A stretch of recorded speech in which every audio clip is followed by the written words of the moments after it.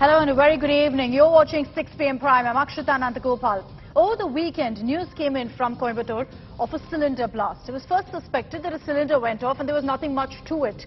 And then as the details came out, today we're talking about a terror plot that's been busted in Coimbatore by sheer luck. Over the next 30 minutes, I'm going to be getting you all the details that you need to know on the investigation front as well as the politics. As Tamil Nadu BJP Chief K. Annamalai joins me on this broadcast. Here's a look at all the headlines first. Kejriwal's bizarre solution to falling rupee. With months to go for Gujarat polls, Kejriwal makes fresh Hindutva push with a pitch to place Lord Ganesh and Lakshmi's images on currency notes. भारतीय currency के ऊपर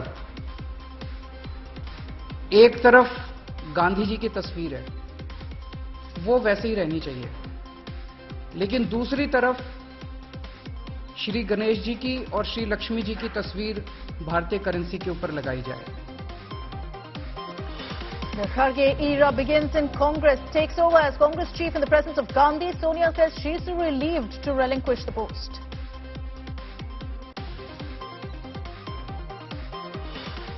Massive politics breaks out over attack outside temple in Coimbatore. Tamil Nadu BJP chief accuses DMK of downplaying incident. Stalin recommends an NIA probe.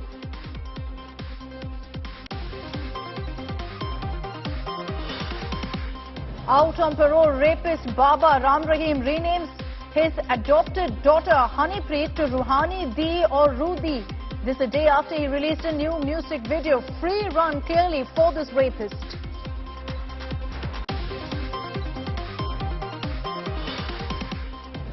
Rishi Sunak takes charge, faces opposition fire in first Q&A session in UK Parliament, says economic stability is at the heart of his government. Opposition slams him for controversial new cabinet. And let's begin this evening by rounding up all the updates that you need to know in the Coimbatore blast case. Multiple revelations suggesting that this was a failed terror attack. After a day of silence, the Stalin government has recommended transferring the case to the NIA, which was immediately seconded by the Ministry of Home Affairs. Sources have told India Today that a note was recovered from the blast deceased Mubin's residence, which had a list of prominent government officers in public gathering areas. It's led to endless speculation that this was a suicide bomber.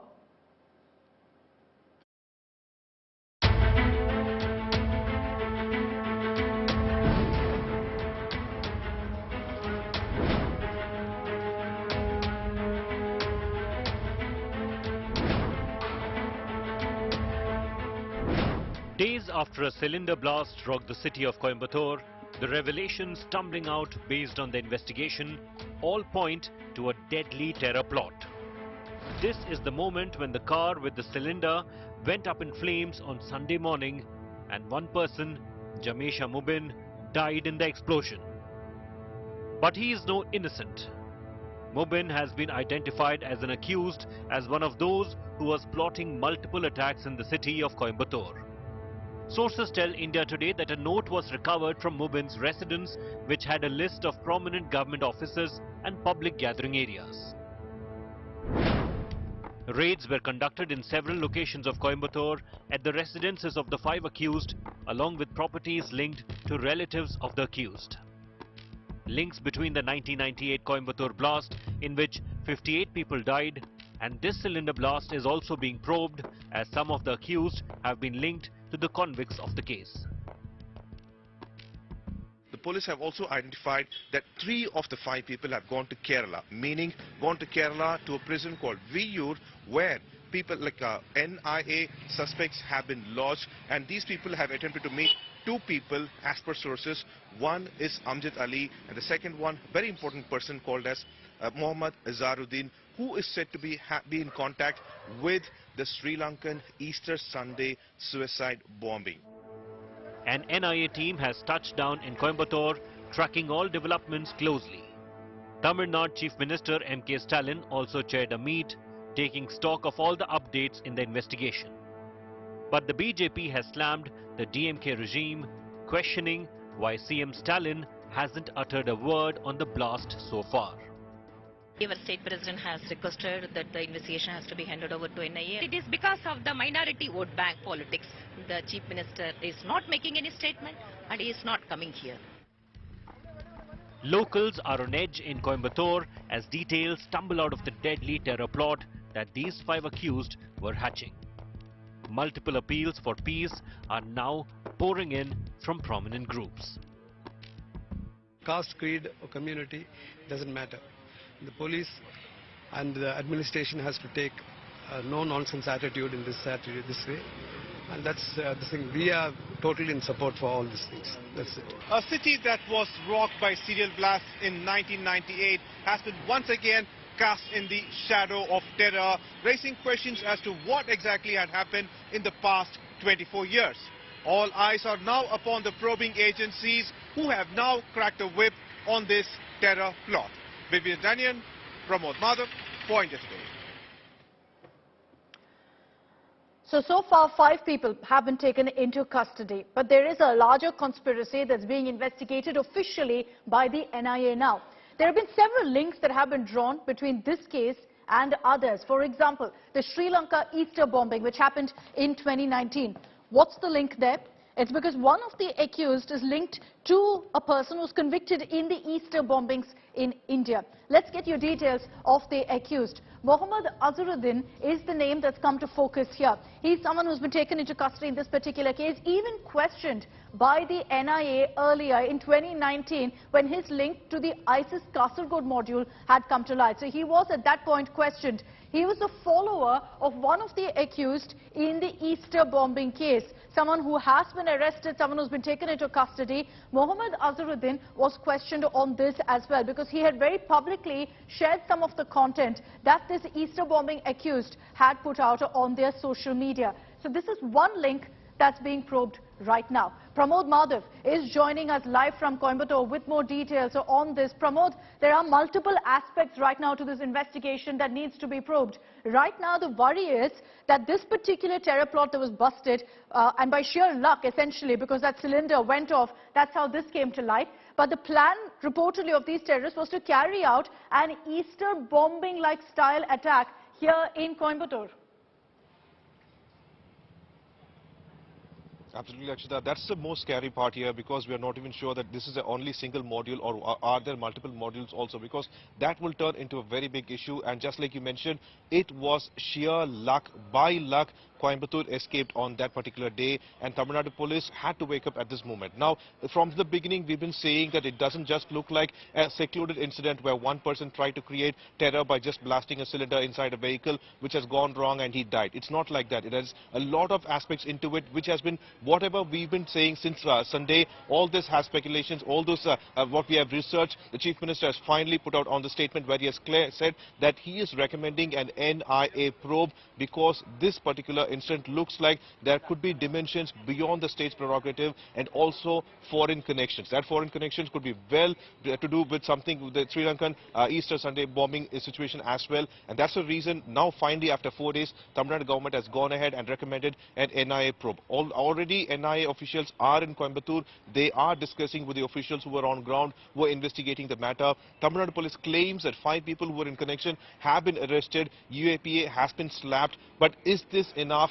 It looks like by luck they have got a break in this case. But from here they have to go ahead and find out the exact routes to where it is leading towards. All right, Pramod, thank you for getting us that live update from Coimbatore. Pramod tracking every update that comes in on the investigation. We've spoken about how this was an Easter bombing style attack that was being planned in Coimbatore. The other focus point right now of the investigators is how this is very and eerily similar to what happened in 1998, again in the city of Coimbatore. What we're showing on the left of our screens are the haunting images that came to light in 1998. Scores of lives were lost after serial bombings rocked the city of Coimbatore. And the reason there are similarities is because these bombs were planted in cars. There were also human bombs that went off, suicide bombers that went off in several parts of Coimbatore at the same time. The worry is that it is the exact same module that they plan to carry out in 2022 as well. Beyond that, there's another link that's emerged which has led to questions about the 1998 link to 2022 to this particular blast that's been reported in Coimbatore. Why is that? Again, it's because of an accused's name coming to the fore. Now, for this, you need to know certain names as well from the 1998 case. Al-Umma, the terror outfit which was involved in the 1998 bombings, the chief of which is Syed Basha. Now, in fact, his brother is Nawab Khan, someone who's been convicted in the 1998 blast. In this particular case, what you have to understand is that one of the accused who's been taken into custody here is Mohammad Dalka. He is directly linked to Nawab Khan. He's the son of Nawab Khan, and he's been accused now in this blast case in Coimbatore. So there's a direct link, father and son, one in 1998, the other in 2022. Saikiran Kannan, India Today consultant, someone who's given us a very, very detailed copy about this very link between 1998 and 2022, is joining us here on 6 p.m. Prime. Saikiran, good evening. Explain to us, what is the link that you've actually been able to unearth between the 1998 blast and the 2022 blast? Is the module also similar? Because you look at the details, you know, car bombs, humans, suicide bombers being involved, all of that is similar to the information we're picking up in this case. I think the modus operandi might have differences when you compare, and also the reasons, because the 97, 98 it was a very polarizing situation in national politics. You had the rise of the BJP, and then you also had internal communal riots that were already happening in Ukkadam in 97, and that was the primary reason why Al-Umma came to the fore. And it was basically a combination of two, because at that time L.K. Advani was also supposed to visit Coimbatore, and then they also wanted to have a retaliatory attack for the communal violence. So the reasons were different, but some of the similarities, you would say, even back then you had this Coimbatore Kerala connections. You had some political parties that were also involved from Kerala, who are eventually, freed from the cases. But, you definitely have the connection now as well. When you talk about the radical pockets in the southern part of India, it's primarily to do with, Coimbatore. Then you have Kasaragod. You have pockets of Palakkad, so that the entire stretch, you have a lot of radicalization there. So that is one of the major similarities. And secondly, of course, the fact that, you just mentioned, it's about the familial connections that we've also unearthed. That's right. It was a very, that what you put out in your article, which is a very detailed look into the comparisons, into the similarities, is perhaps the clincher as far as evidence between the 1998 and 2022 link is concerned. Thanks very much, Saikiran. Completely run out of time, but I also want to focus on one aspect. A WhatsApp status that the Tamil Nadu police right now are looking into. The NIA will carry that forward. It was posted by the deceased, by Mubin, hours before he died in that explosion. We put that WhatsApp message out for you. It was a status essentially written in Tamil, which I'll translate for you. It reads saying, if the news of my death reaches you, forgive my mistakes, hide my shortcomings, participate in my janasa, participate in my funeral, pray for me. This is a direct indication of a man who was planning perhaps a suicide strike. And this WhatsApp status has got everyone talking about a much larger plan that this man and all the other accused were hatching.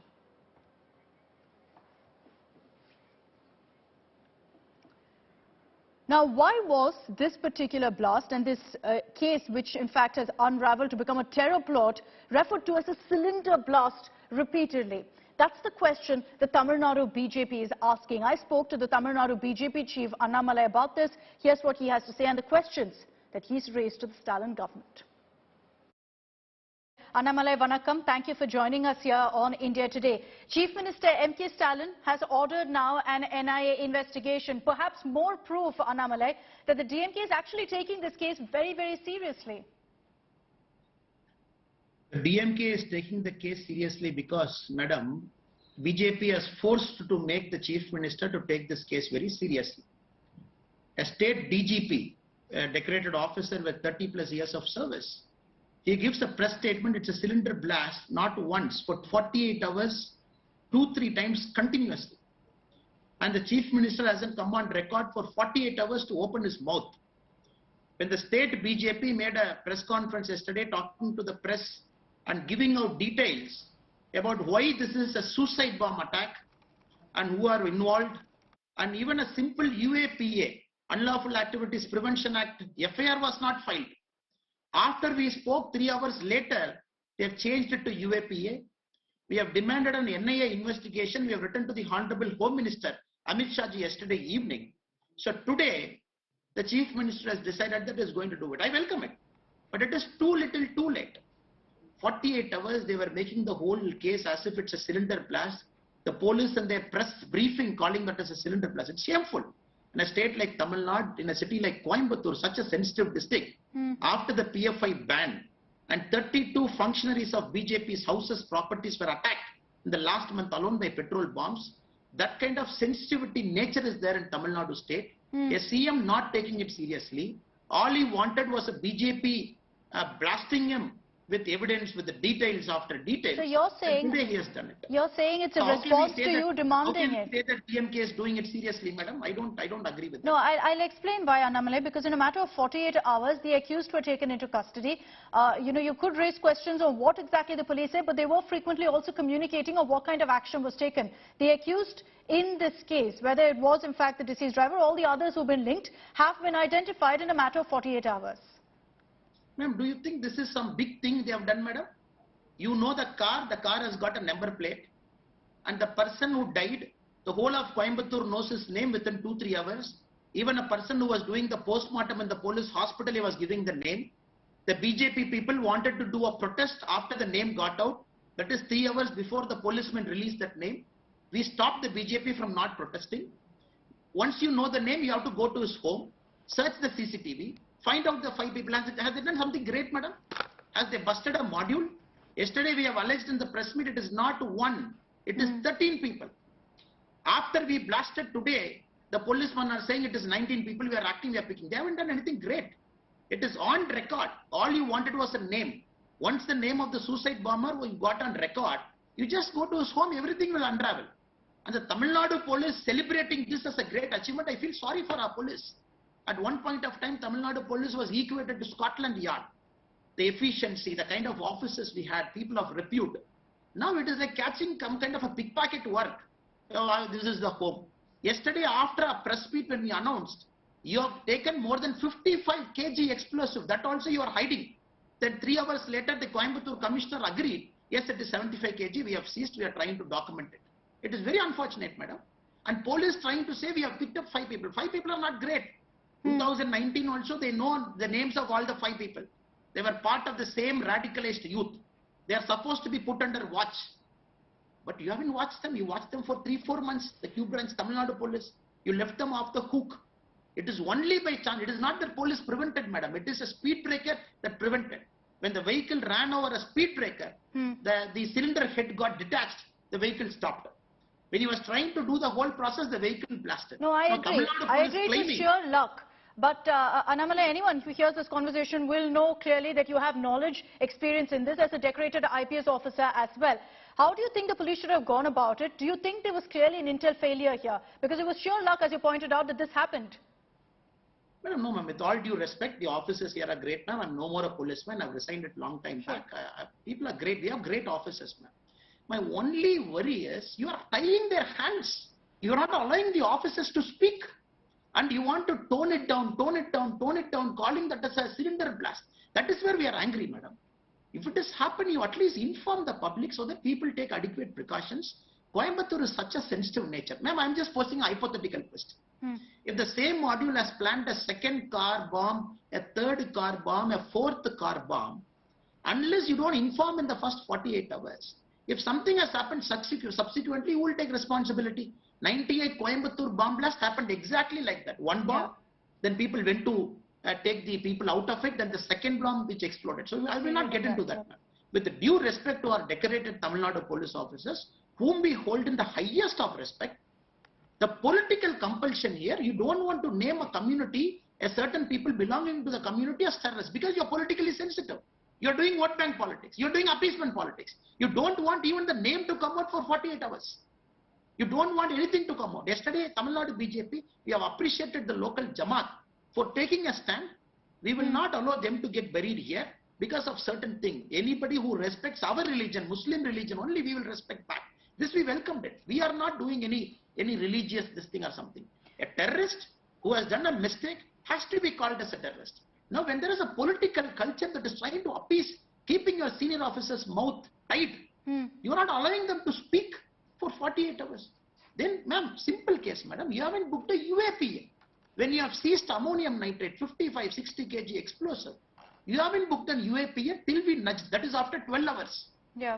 Then we nudged you. Ma'am, I will give you one thing. The NIA police station in Tamil Nadu did not get a police station status for 2 years.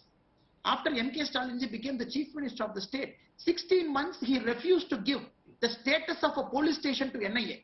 So NIA people used to book cases in Kochi. 2019 Easter bomb blast, when they picked up some accused in Coimbatore, the FIR was booked in Kochi because that has got a police station status. That also we fought with the DMK for 16 months. We got a NIA police station instantly. That announcement came only 1 week before this blast. It came on 16th of October. The blast happened on 23rd of October. No, So I'm giving you the history of it, madam. Yeah, what if you you're look at the saying history is, of it, this is the government that cares least about internal security, that cares least about national security. 2019 Easter bombing, Tamil Nadu had a direct connection. All those people have a connect to that also. Now, how can anybody, a public, can say what the DMK is trying to sell its story? No. Please kind of don't talk about it. BJP is trying to polarize it. Who is polarize? We are calling fact a fact, madam. No, that's my question to you, Annamalai. You know, from what you're saying, these allegations are extremely serious. Unfortunately, the DMK is not willing to speak on this right now, so we can't really get a reaction from them. But when questions were put forth on what you and your party have said in Tamil Nadu, the DMK said that this is an attempt to stoke communal unrest. The fact that this happened, close to Diwali, the fact that this happened outside a temple, do you think that this was targeted at one community, but that the government is shying away from saying that? I'm just reading to you the status of the WhatsApp message the accused changed in his mobile phone on 21st of October, 2 days before this incident. This is the status of his WhatsApp message. If the news about my death reaches you, forgive my mistake, hide my shortcoming, participate in my janasa meaning funeral, and pray for me. A person has kept a WhatsApp status message 2 days before he drove that vehicle. And Tamil Nadu BJP, we said it's a suicide bomb because the WhatsApp message is very clear. Many people have written same kind of WhatsApp message. He is inviting people to participate in his funeral. Everything we spoke, they couldn't book a simple terror case, madam. Would you see the sorry state of affairs here? That bomb, which was only one vehicle, because we believe the kind of explosives that are seized in their home, they could have made a second, third, fourth vehicle, we don't know. The day before Deepavali is a very busy shopping areas in Coimbatore. Exactly how 1998 happened. Shopping malls were targeted. 69 people got killed at that point of time. So it is a classic case. Now, the basic problem we have alleged, ma'am, the intelligence of Tamil Nadu, the Q branch is one of the best in our country. After DMK has come to power, they have put political appointees. They're only doing political work. Gone are the days of counter-terrorism. Gone are the days of doing a proper police work. You have very shabby people manning our intelligence. All they care about is maintaining CM's image. They want to project CM going in a cycle and doing all this thing. If a proper officers are there, they would have prevented this. It is not one man, madam. Explosive has come from multiple locations. 19 people now. It's a module linked to Palakkad module. They have given the names of that also. So overall, it points to the fact we have an alarming law and order situation in the state.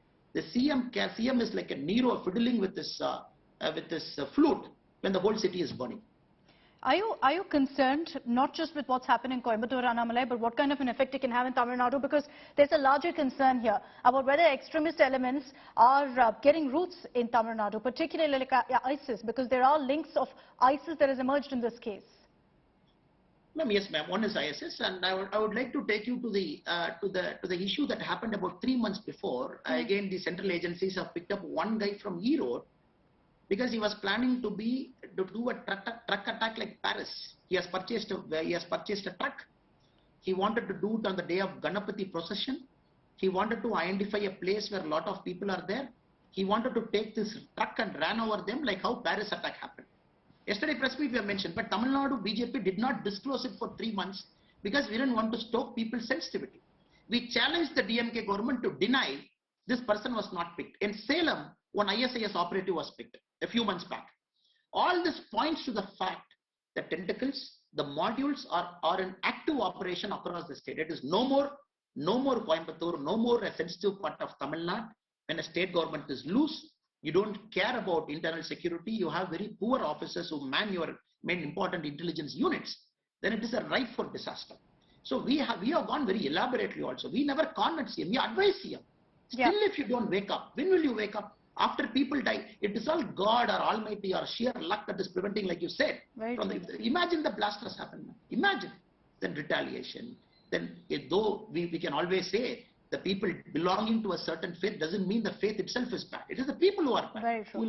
But people don't take it like that in Coimbatore. It is a full-blown communal right. What will happen after that? Simply blaming a BJP. BJP is only a messenger. Why is the CM shooting the messenger?